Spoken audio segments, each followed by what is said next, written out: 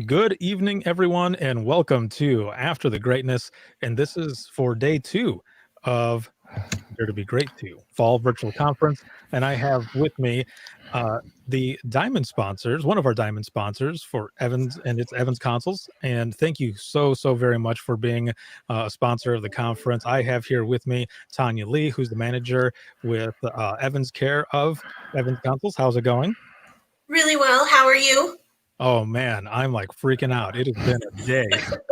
But it has been excellent. And we are also joined by Matco. How's it going? You are the CTO with Evans Consoles. It's going very well. Thank you for having me here. It is Matco's the best part of Evans. Oh, right. I don't think so, but thank you. So this whole day there was a lot of stuff that was going on. Also, I have to say right away, for those who are joining in right now, usually Leah is with us. She might be jumping in here in a little bit. She got tied up with a couple things, but if not, thank you, Leah, so much for everything today and for everything that we're going to be doing tomorrow as we wrap up this fall virtual conference. It has been amazing. There's been so much going on, so much feedback, and with the also with the keynote speaker Tyrell Morris today. Thank you so much, man, for that. There was so much love and praise in the comments, and also much love, respect, and prayers out to you and the rest of your crew as you prepare for Hurricane Delta that is coming in. Good vibes to you as well. So let's go ahead and get started. It is, like I said, it was a jam-packed day, a lot of good stuff, and the both of you started out today. Now, for That was nice. you get a chance to jump in there, and who will see it in the replay, however, but just a little overview of the opening session that you did today, please. Matco, take it away. Oh, there we go. Well, really, it was really kind of what we wanted to do is say thank you and kind of show the appreciation to everybody that's involved in all of this. And really, the perspective we looked at it from was, as a vendor, or I think as I kind of there's Nathan with his comments. See that? Gold vault. But what we really wanted to do is kind of say thank you for giving us the perspective, because I kind of defined us, quote unquote, as an outsider looking in, and so it's very refreshing and very, very cool to be able to see kind of on that level what you go through as a community. And and of course that drives us to make change and make things better. And we're very proud of what we do.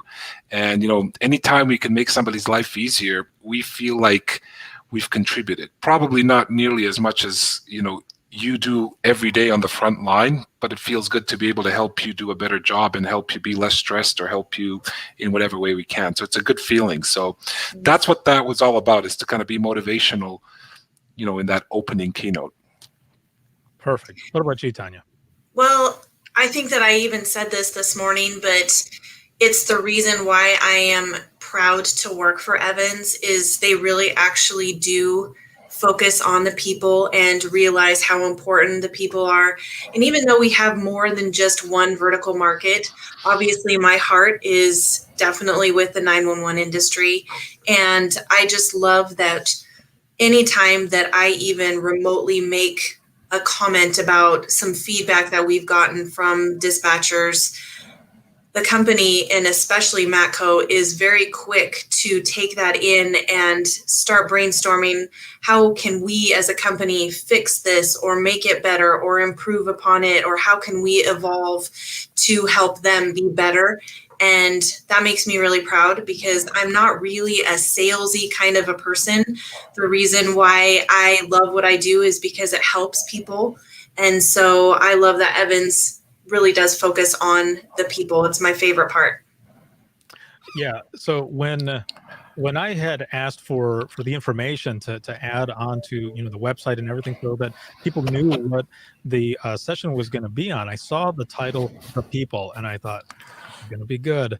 We're gonna dig this. And you really put a lot out there. Like you said, Mako, providing different things for those who are doing all of this, and with all of that, they're able to continue to do their job better. I mean, just the comfort alone, being able to do this job comfortably is a big thing. It's like we were talking yesterday, both with Olivia Mead from Yoga for First Responders, as well as Luz Martinez with Dispatch Wellness. There are different things that we can do to make ourselves comfortable when we're doing this job, because we're sitting for hours and hours. One of the longest shifts that I ever did was 18 hours, and I was there, and I didn't get a chance to get up a lot of that time. The one thing, though, that made it really, really good was the fact that it was Christmas Eve. It was double time and a half. So that was good. But going back to what I was saying to begin with, you're creating things that are helping those that are within the trenches of 911 do their job and do it with ease and to be comfortable. And that right there, that says a lot. Well, and absolutely, and in the other presentation that was vocally challenged, let's call it that, where I had the audio issue. One of the things that people often don't think about is, we talk about ergonomics, and everybody focuses kind of like what you're saying, kind of the physical, what you can touch, what you can reach, what you can see. But there's two other entire areas of research in ergonomics as a science called cognitive ergonomics and organizational ergonomics. Is what's interesting about public safety or any kind of mission critical environment is they equally require focus on all three. So if you think about a production line, people are mainly focused on physical ergonomics because they want to make sure that, people don't get carpal tunnel. Cognitive ergonomics is about your brain's ability to process information, distractions, and things like that. The impact of lighting or acoustics, right, on your fatigue management, everything else. And then organizational is kind of the interactions and traffic flows and all that stuff. So focusing on all of those things really does make a difference. I mean, this is proven science. And as I said this morning, public safety markets made huge strides in kind of ensuring that they have a comfortable environment with sit-stand, adjustability of consoles. But, there's things like lighting and acoustics. All of these things make a big, big difference. And, it's really not that cost prohibitive. It's to implement these things. It's just a matter of thinking about them early on and really looking at it from a dispatcher's perspective, and that's the key. Awesome. Now, before we move on here, I'm going to bring in Leah. There she is. Hi, yay! It's so nice to actually in real life. You. Yes, I'm a human. Kind of. You like how I continue to talk to you even though I can't see you every time I'm on? I know. I love it. Thank you so much for everything that you're doing. My pleasure. Oh my goodness, you guys are working tirelessly, and just know that it's appreciated, not just from me, but like literally, I don't know if you guys read through all those comments, but it's like nonstop all day. Huge thanks to you guys. Thank you. We tried to go through those, but there's some videos that Leah has from the green room stuff that I was playing some music and I was sitting down and yeah. Well, hey, thankfully it's all you, because I've been really careful to be good when I'm in the green room this time, because it was not good last time. You look better in the green room than you do live. You haven't seen my dance moves, Mako. It was embarrassing. Yeah, and the one video that I had put out showing those behind the scenes and stuff, you were doing my dance move. Yep. You were going like that. There's a couple people that I have on camera doing that. Oh yeah, Nathan. Not to mention any names, Nathan. Yeah, I know, right? Yay! See, he is as goofy as I am. He just doesn't show it very often. Yeah, we were jamming out to the Motown Philly, so it was pretty good. Yeah. Funny. So we had a lot of fun. So it was such a good session, and everybody also in the comments and everything were just loving it. How you were putting that out there and just being forward thinkers. Now we went from there, and then and somebody had put this up here already, Kimber. Those keyboards. So let's jump on that. This is for you, Kimber. because after your session, we went to the last portions. So Diamond sponsors as well as Gold got 2 days in there to do some sessions, and you had another one, and it was with you, and you did what was it? Your 911 environment, the good, the bad, And the dirty. dirty. Part 2. Yeah. I didn't want to be boring and redundant and do it again from last time. Yes. So I wanted to add, and also too, Matco is, I mean, he can speak to lighting, acoustics, ergonomics, so much more than I can. And so usually in that presentation, my number 1 presentation, I always refer to the expert, which is him.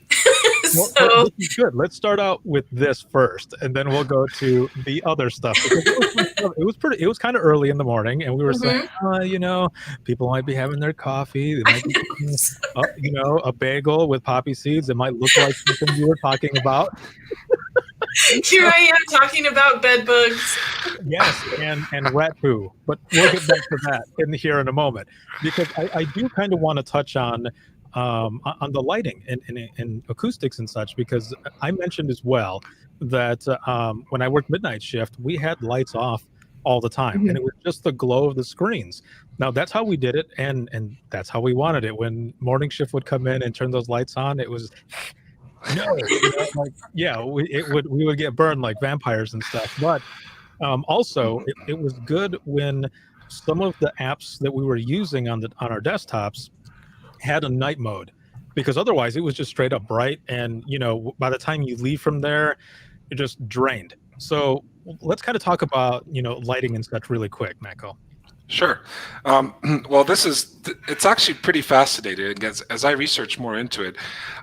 So blue light is a natural light that occurs in nature. And I was listening to a gentleman that did research for Harvard, and he was talking about the whole concept that for millions of years we were programmed to essentially follow a natural cycle, right? So you kind of, the blue light is naturally available through sunlight. And then in the evening hours, as that light diminishes, that causes your body to release melatonin. And we all know what melatonin is, right? And so that's why people went to bed when it got dark. It was kind of a natural evolution, right? And then kind of the 19th century, 20th century, all of a sudden we start having lights, right? So all of a sudden we're changing the natural cause of things. And then fast forward to kind of a more modern age, it's not just the electronics that emit the blue light, but LEDs specifically emit this blue light as well. And essentially what they do is they trick your body into thinking it's still daylight. And that messes with what's called the circadian rhythm, which is a natural rhythm of the body. And so as usual, a lot of this pioneering research happens in medical fields and things like that. So they started looking at these circadian lights for brain recovery rooms, for brain surgery patients. And that's where they kind of started. And they realized that there's a significant impact on health. I don't know if you saw the presentation I did on Wednesday, but it had a Harvard medical school review where they tested patients, and those exposed to blue lighting who had their essentially circadian rhythms disrupted, they actually had elevated blood sugar levels. And after longer exposure leads to a pre-diabetic state. So, I mean, there's research on kind of in different government websites. So it's a real issue. And so kind of bringing that back to kind of a center, the reason people used to dim the centers is because of CRT screens, because they had the glass, right? And you had a lot of glare. So if you turned on the lights, you couldn't see the screen. Well, as technology evolved, that is no longer the issue, but the practice kind of stayed ingrained, kind of like an anchoring bias, if you will. Right. And so, a lot of people are now really starting to invest into lighting and make sure that they have the appropriate lighting conditions. There's even companies out there that will calculate your geography, and it will set the lighting to be in sync with the circadian rhythm for that part of the world. So it's pretty incredible, the research that's happening there. So it's definitely something worth looking into. That's why he talks about it and I don't. That's pretty awesome, man. I've been tricked this whole time. Damn. Not leaving the lights off. Well, And just to be clear, Tanya, thank you for the props. But I'm not the lighting expert. We're very fortunate to be in a position to work with companies who are experts in building this. So as we go through kind of the design process with our customers, we'll kind of point them towards those companies, and we'll say, take a look at it and see if it works with you. So we'll kind of make the recommendations, but it's really those companies that are subject matter experts, and it's amazing what's out there, what's available. So from basic solutions, call them cost effective but still very effective, to much more advanced. So it's great. Yeah. Damn. Well, if you didn't know, now you know. Now you know. Now you know. Oh man, that is that's pretty awesome. And now, Tanya, your portion of this, man, I just looked down at my keyboard. My keyboard's good, but well, I hope so. You're the only one who uses it, so you would only have yourself to blame. Right? It would be my own dumbass fault or underneath my own keyboard or something else. But one of the things that I remember is going in to dispatch, and hopefully I don't screw anything up because it's my wireless keyboard, and then going like this, and hitting the console, and like a 50-cent bag of chips falling out. Horrible. Yeah, and not just one bag of chips. It's like, a casserole of confusion just all coming out. And yes. Trail mix. Yeah. Oh, yeah, exactly. Yeah, basically trail mix. Straight up, old country buffet of chips. Anyway, so you show that on the PowerPoint and stuff, and as always, it is very eye-opening to see that all of that is there. I mean, the nails alone. I know. That's everyone's favorite. Honestly, it is the most common. So people are like, "Oh, that doesn't happen in our center." I'm like, "Yeah, it does." Go tip it over right now, and I can guarantee you that it's going to be in there. And I don't know why people do that while they're working, but maybe you just don't have time to do it at home. I don't know. I was one of those people that didn't think it happened here. And after you gave the presentation at the last one, I went out into the dispatch floor, and we have 6 seats, and in 2 of the positions there were nail clippers. I was like, no, I'm writing a policy right now. No, I'm just kidding. But I'm like, okay, yeah, it happens everywhere. Oh, yeah. Like, she was right. Right.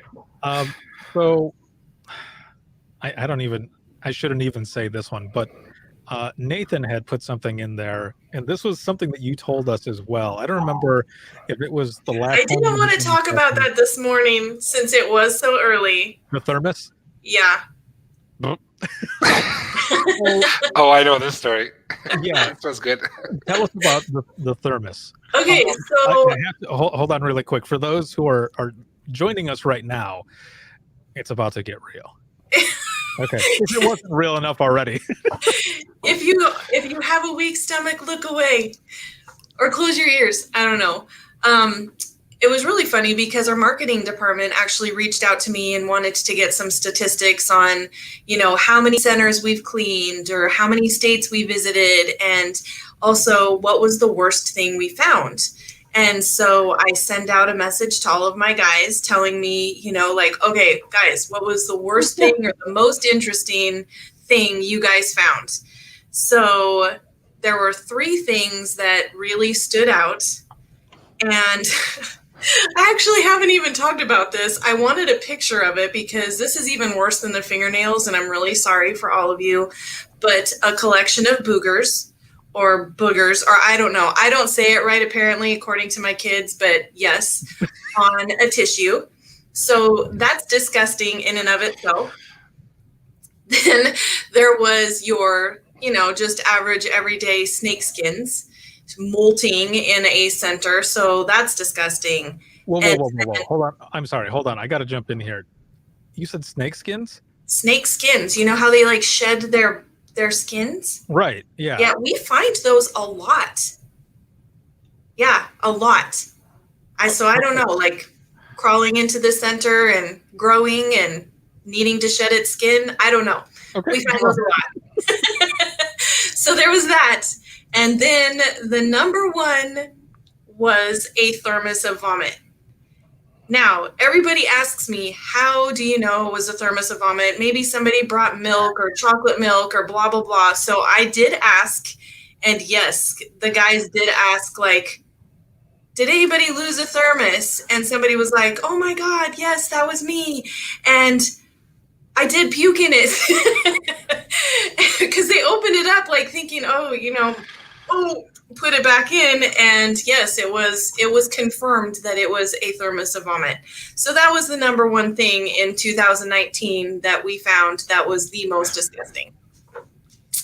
I can't wait for 2020. For real, dude. It's been a banner year so far. So hey. Yeah, I mean, seriously, we probably have some really amazing stuff out there. And it's so funny because my guys are so used to it. They're like, oh yeah, a collection of boogers or, a thermos of vomit, like no big deal. And I'm just like, what? So yeah, they're immune to all of the disgusting stuff that they see now. But I'm in the same boat. I can't imagine what 2020 is going to bring. It's like, I know. We found this arm. It's like, oh, what happened? It's like, yeah, somebody cut it off and left it there. Yeah, there's this side of beef just hanging out by one of the towers. And yeah. Oh, so man. Yeah, that is why you need to have your centers cleaned, please. Yes. You know what's funny is I'm looking at those who are watching, and it looks like it jumped up several when you started talking about the thermos. Oh, I know. Man. Yeah. Tracy Trask here says, I like how she says booger. See, okay, my kids tease me about how I say it too. I don't know. How do you say that word? Boogers. Boog. I say booger. I dig it. Either way. Either way, gross. How do you say it? Was that? Booger. Yeah. Okay, you can't. Apparently, to some or a lot of people, I have an accent, so you can't take me into account. I just needed some solidarity. I don't know. Oh man, that is awesome. I don't know. Well, there goes that thermos. So, Amber, there you go. We've talked about that. Actually, really quick before we move on, you were talking also about mouse poo. Now, this is just by the towers, right? You said it was in the cabinets and stuff. So that's definitely something else to when thinking about cleaning and everything, because like you were saying, those fans and everything are going, and like it's just coming out like, poo fumes. Tiny, but still breathing into your body. Yeah. No, that's another common thing. They don't even think anything of it. It's like, oh yeah, we found a mouse nest, we found mice poop. They don't, it doesn't even faze them. There's someone who's watching right now from the center, sitting at a console that just heard some rustling by them, and is thinking, okay, is there a mouse there? Only. Let me check under the console. I'm just going to get the thermos out of the way. Yeah, exactly. Oh my Lord. Okay. But actually, one other thing, and we've talked about this, Tanya, as well, is it's not just the environmental, but it's a legitimate fire hazard. Yeah. Like it's totally. Yeah. Yeah, anything could just spark up back there. There's so many cords and everything. If the cords and stuff that are in the cabinet aren't, wrapped, tight the way they should be, and they're just all loose. Right. Yeah. And the amount of dust or whatever, something could definitely spark and just. And it has. We've had to go in and clean up electric fires that have happened in a center. And we've had to do that now 3 or 4 times. So it definitely happens. Just go. Okay, Gary, that's funny. For sure. Yeah, exactly. So moving from there, we had keynote speaker Tyrell Morris, and man, So as I had said in the beginning, he was slated to be there live and everything, but with Hurricane Delta coming and stuff, we had to go with an alternative. And that presentation, it was 30 minutes. Actually, it was like 28 something minutes. Either way, it was amazing. There was a lot that came from it, and everyone who was watching, everyone took something. I think almost everyone who commented had a different quote Mhm. from his session, and you could almost quote almost everything that was on there. Leah, what were some of the things that you took away from that, and some of those quotes? The one that stuck out to me the most, and I think I threw it in the comments as well, is the bar is raising. Either grab it and do the pull-up or let go. I wrote that one down too. Yeah, I just, you don't think of things that way. And then in terms of next generation 911 being here, it's on the doorstep, open the door, because that is the expectation, and embracing that and doing the best you can with it. So those were two of the things that I pulled out of there. Yeah, for sure. And those who are watching right now too, if you want to throw in the comments, so what you got out of that as well. And if you're joining in on this and you haven't seen those sessions, I did this yesterday. Spoiler alert. My bad. Look away. Yeah, either way, go back in there. You'll definitely get so much out of it either way. There was a lot of stuff. I liked how he talked about being yourself too. Be the person you are at home, the Right. person you are at work. And he admits that it's exhausting sometimes being on all the time when you're in public and speaking to the press, speaking to the media, but be you. Exactly. Let's see. Gary says here, I immediately wrote down some of those quotes down and hung them. Tracy also puts on here, mediocrity no longer lives here. That was one that I put down right away as well. And it was just so much that came out of that. What about you, Tanya? I actually wrote down Leah's quote too. I mean, I think that from a standpoint of the fact that he is actually preparing to take on a hurricane, and he took the time to record that session, says so much about his dedication to this industry and these people to begin with. So I was very impressed with that, because he could have very easily been like, you know what? We're still recovering from the last one. We can't do this right now. Like, I'm going to have to, I don't know, I can't do it. But no, he still takes the time to record his message. And I was really touched by that. Right. Now, Matko, did you get a chance to see that session as well? I did not, but it's definitely going to be high on my list after these comments for sure to go back and watch. Yeah, it was inspirational.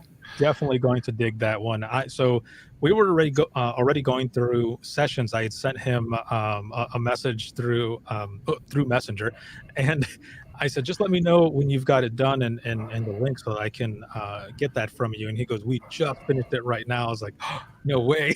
There's a time difference and everything. And so I got it and I started viewing it and stuff. And I thought, oh, this is going to be awesome. And from where he's standing, also in their social media, around the time that it went live, they were showing pictures, like a behind the scene picture of him standing in front of the camera and stuff as he was doing the session. And I just thought, man, you are amazing. Thank you so much for doing that, especially with everything that was going on.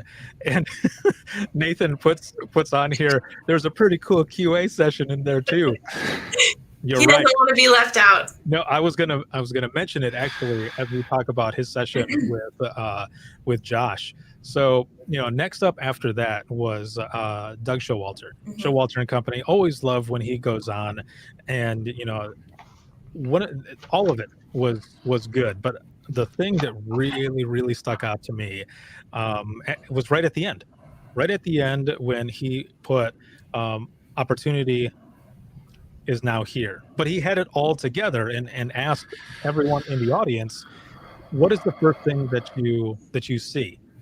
Because some people can take it as opportunity is nowhere or opportunity is now here. Yeah. So I thought that was one of the biggest things there. Leah, what did you have on that one? I liked the good ideas have no rank. That was one of the things he said that I really liked and appreciated, because it's true. I mean, anybody on your dispatch floor, even in the administration, whatever, they could have the idea that changes something or maybe alters a way of thinking to make something more efficient, make it better. And I would hate for people not to be able to feel like they could express those ideas. So I like that. I like encouraging that. That is excellent. Now, was that one that you had a chance to check out, Tanya? Yep, I did. I love Doug. He's an awesome friend of mine. I am a huge advocate for his leave a legacy message that he always leaves people with. I think that one of the biggest things I took away from him was a couple of different things. How can I be better? Always future casting is how he said it. How can I be better? I think that I'm constantly thinking along those lines too. What's next? What am I doing next? What am I going to make happen next? And I really loved that about his message, as well as leadership is a verb, not a noun. Using it to influence, teach, and guide. And I don't know, every time he speaks, I get something from it. So that's what I took away from his message today. That's awesome. One of the other things, and Kimber puts it in here as well, because there was a slide that he had in there where he was talking about beepers and pagers, and then showing some of the older, cell phones and stuff, but also, pay phones and even rotary phones, because he showed the phone that started it all in 1968. That first call was taken. But yeah, I was making mention of the phones as well. I had a brick Nokia phone. The shell was plastic, right? But it looked like wood. It reminded me of Matco's picture of the 1990s computers all set up. Those big, huge monitors that were like so enormous. That's what it made me. I was laughing about that. Another one, Matco, that you'll have to go back and check out. But yeah, Doug is always good with everything that he does. Make sure to check everything that he's doing. Check it out, all of their sessions and stuff. Always very inspiring. And yeah, seeing some of the old tech always takes me back. Love it. Now, the next one that came after that, that session was with Nathan Lee and Josh Fonseca. This was interesting because, and I knew it was going to be amazing either way. They're both sharing their stories and talking about the traumatic events and how they dealt with both, how it affected them and their family around them, of course. But this also goes with the QAQI that Nathan was talking about, because it encompasses the entire story. And being in the green room, and Leah can attest to this as well, being in the green room with all of you, especially when you and Nathan are on there together, it's always cool to have you in there and talking and right before the session, and you're like, okay babe, bye, okay.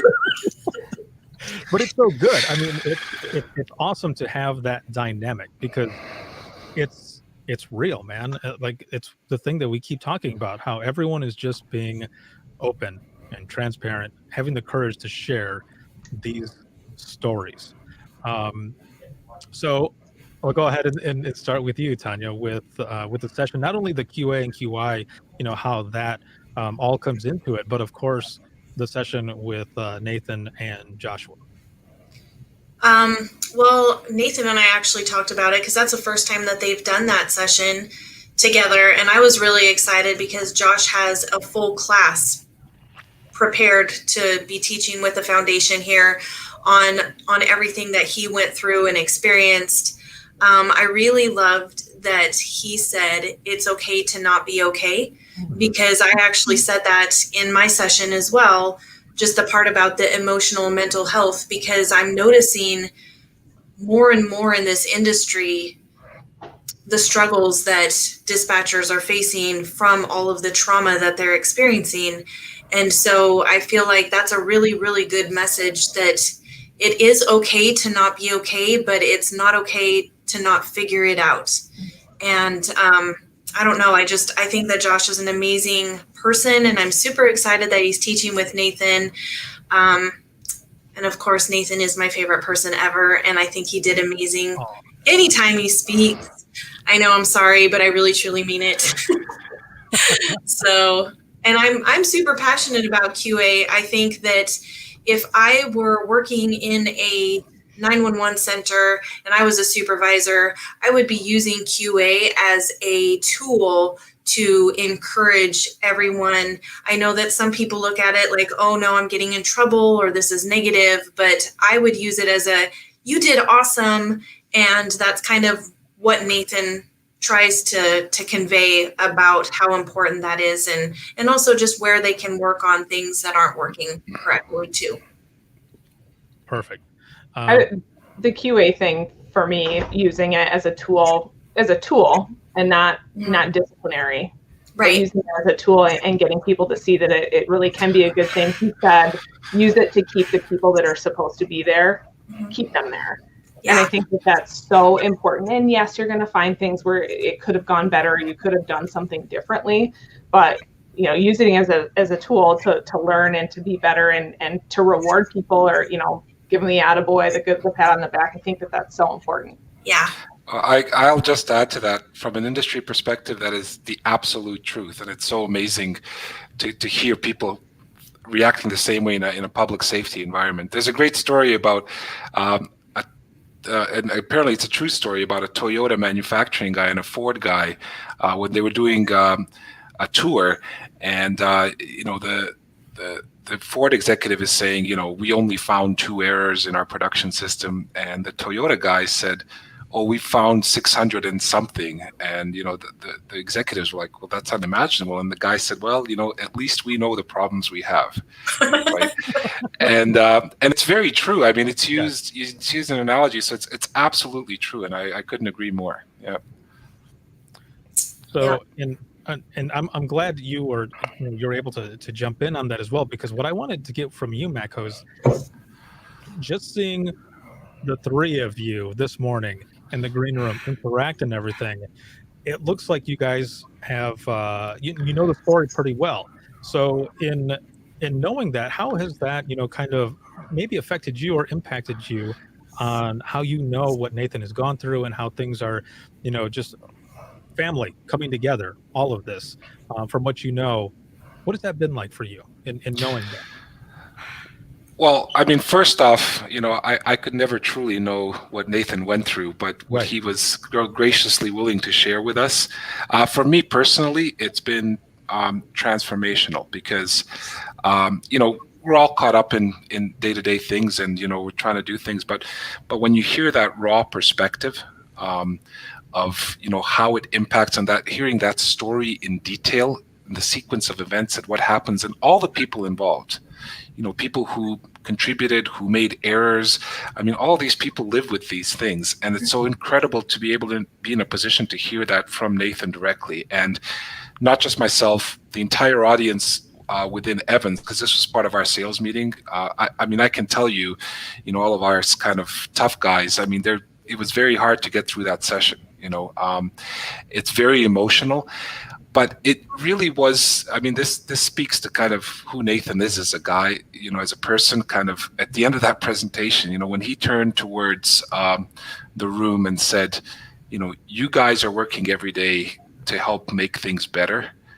I think that was a tsunami that kind of hit everybody. I think that's when people walked out of that room fully charged and said, you know what, we are making a difference. We might be just designing a room or just doing a lighting study or just making a console, but we're making a difference. And I think that's been the big change and the big takeaway for me, the incredible thing about it. So, and, I mean, he is a Lightning fan, but I've kind of gotten over that, so, and a phenomenal guy. I mean, just you can see that honesty just beaming out of him. And that's a great thing to have, that kind of a connection and be able to talk to somebody at that level. So That's awesome.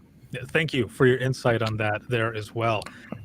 Now, the next session, we have two more sessions here that I want to go over. But the next session was with Pam and JC. They are the co-chairs for the Nina Wellness Group, and they were talking about peer support, how to implement, and just really, what to do and really bring it to life. Now, Leah, how about this one here? You are a deputy director and everything, and there's so much that's going on.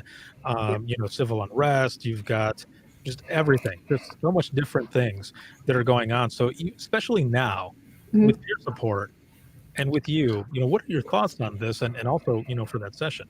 I appreciate, and I am certain that it is so much work getting that informational document together through Nina and having some sort of basis of where to start, how to implement it, the whole process, because that really is the question. There's so much interest in doing something like that because we need it. We need that support. Like Tanya said, like Nathan said, it's okay to not be okay, but then what? What are you going to do about it? And for people that have an interest in it, to have a plan, to have something that they can go off of, I think it's so important, and it's going to be it's definitely a good thing moving forward for this industry.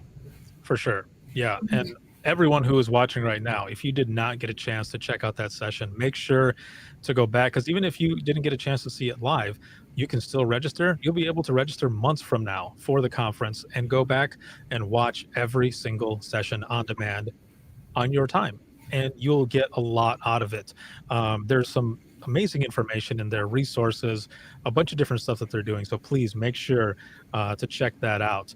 Now, the last session here was with Chloe and Christine, and I have to give props once again to Chloe because she was not feeling well, and she hung in there for the entire session. So thank you. Very well done. And again, a happy belated birthday, because the session was Growing Up 911 Parenting Advice from a 16-year-old, but just a few days ago, she had turned 17. But this was, her perspective growing up in 911 and how some of the things affected her and her brother with her mom working at Waukesha County in Wisconsin. And it was, again, very eye-opening for the entire audience to get this from a 17-year-old and see how sophisticated and well-grounded and everything that she was saying was very well-grounded. And I can't say enough. It was just such a great session. Tanya, how did you take that session there? Well, first of all, for being 17 years old, she was unbelievably well-spoken and really, really made me feel so inadequate, because you know how I am when I speak. I'm a mess. I talk too fast, and she was just so chill and talking about, all of these things and how it's, what us as grownups need to realize and take note of. And I was like, how is she 17? But no, I mean, even outside of 911, just there was so much information just as a parent in there that we can all take advice from. So I thought it was amazing. What about you, Leah? This one hit home for me probably straight on. My husband is a sheriff's deputy with our department here locally, and then I've been in this dispatch center, the same county that we both work for, the same county, for the last 13 plus years. So my daughter is growing up in that same environment, and she is so in tune with when I have a bad day, when I have a good day. And so I loved them talking about flipping the script and how you view your job, because if you come home and you're disgruntled, and they feel that energy and they feed off of it, and it makes such a big difference. And then she asked the question, have you ever taken your kid to the dispatch center and talked about what you do? And it's changed over time. I brought her here when she was 4, and I had told her, Mom takes 911 calls for people when they're having an emergency, and sometimes they get to dispatch Dad, and and then she's like, well, why do you work out there? And I said, well, I got a different job now, and it just talking about that. And she thought it was really neat. And then a year later, I brought her back, and she's like, my mom used to work in here, but now she works in the hallway. She got demoted. Yeah, Basically. But she knows, and now she'll ask, like, did anything exciting happen at work today? I love my job. I don't have anything bad. I love my career. I love everything about it. I don't have anything bad to say. So she's got a positive outlook on it, but I can remember times when she was younger where I would come home and it just was not the best, and I had to consciously make the effort to change how I was behaving. Yeah, I'm right there with you. I did the same thing with my son, who's now 16, and we talk about it sometimes. Like my 9-year-old Lola, whenever when we could still go to in-person conferences and stuff and other things, I would leave and she would say, I hate that you have to leave and you have to go do that, but I know you're doing it for a good reason and all this other stuff and 911. And then Logan will come in and he'll say, this is nothing compared to when he was in dispatch.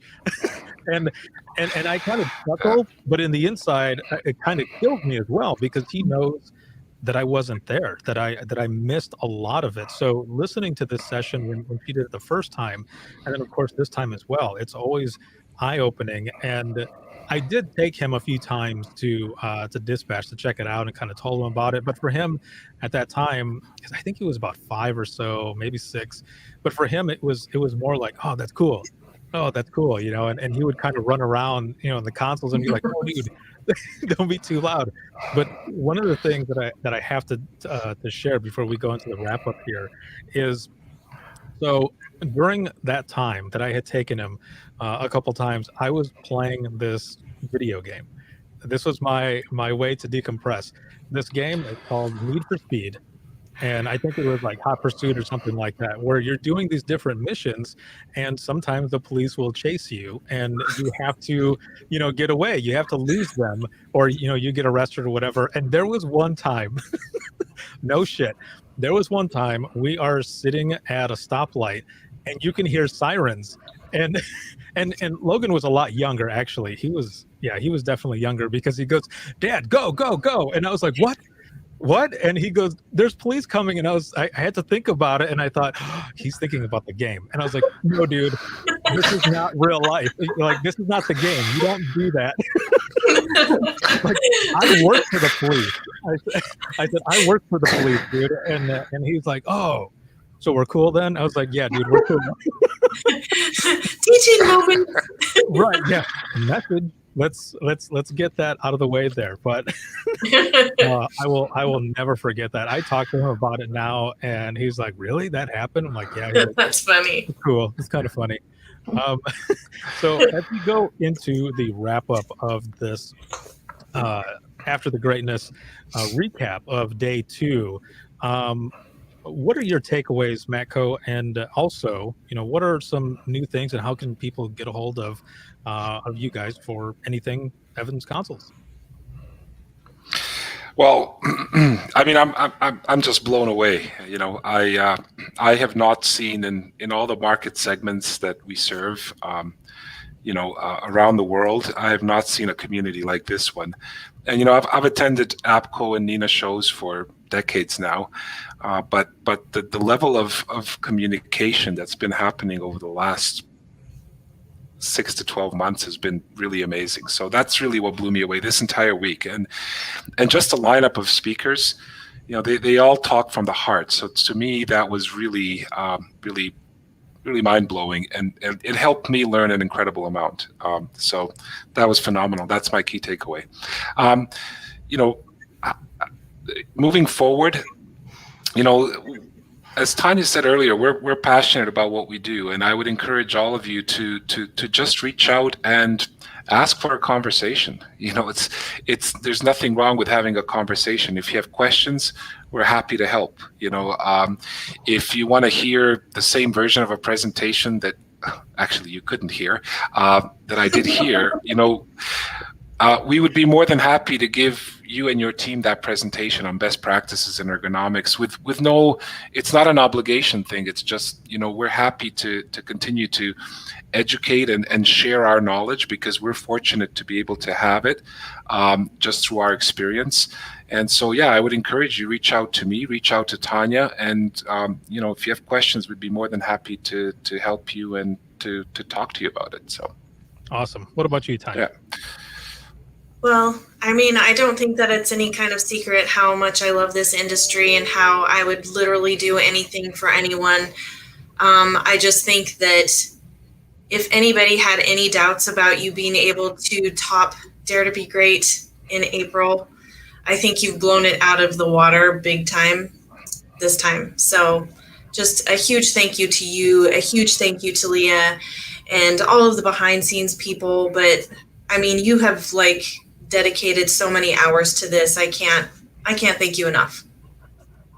Thank you. Wow, what a comment from Gary. Sorry, I just had Yeah. to look at that. I mean, that's pretty incredible. That's a testament. Definitely. What about you, Leah? Courage. We've had phenomenal speakers, and especially the ones today, the courage to get up here and tell their story and just, share how it's affected them and what they did to change it. And maybe that might not be your route if these things happen to you, but there might be little pieces that you can put together that will work for you. And I cannot appreciate enough the people that are brave enough and have the courage to come up here and tell their story. And I think that makes all the difference. Right. Yeah. My takeaway with all of this was, basically that quote that Tyrell Morris put out there: mediocrity does not live here. And everyone who has signed up, whether watching live or on demand, is taking that step to leadership in their own way. And just everything he said really is what encompasses everything here. Daring to be great. It's right in the title. And that's what everyone is doing. And we're learning from each other.